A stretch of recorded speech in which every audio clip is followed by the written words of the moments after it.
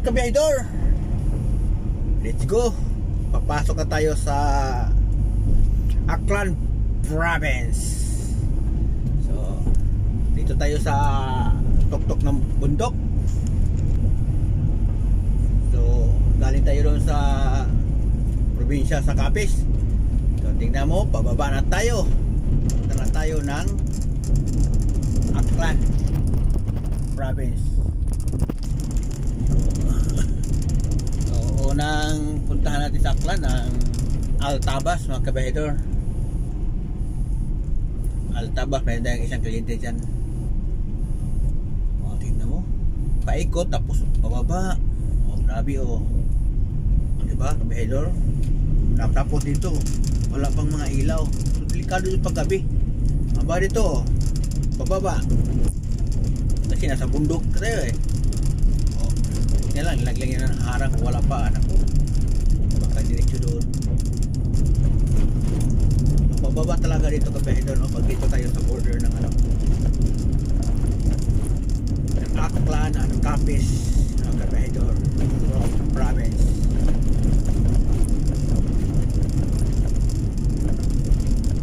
So, napakatarik dito, kailangan pag bumaba dito, walang kumpiyansa talaga,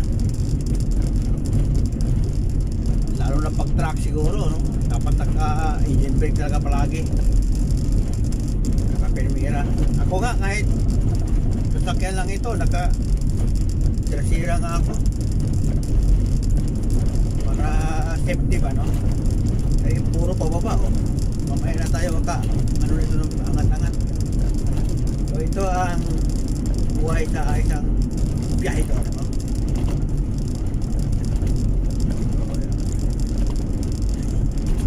Pumasok na tayo sa probinsya ng Aklan, mga kabiyahidor. So dito tayo sa baba. Mayroong kaunting akyat, para naman. So napakatahimik dito, kabiyahidor. Napakalamig ng hangin, no?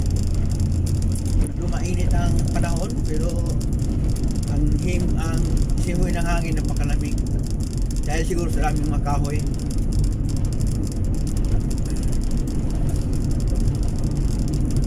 So ang problema nito, kabiyahidor, pag mabuta ka ng gabi, wala kang ibang masahan kundi yung ilaw lang ng sasakyan mo, kasi walang mga ilaw walang poste sa walang mga tawag doon, lampos. Literal talaga probinsya, no? Mga bahay lang siguro may ilaw, pero sa tingin ko kung ibang mga bahay dito parang hindi naman nag-ilaw sa labas.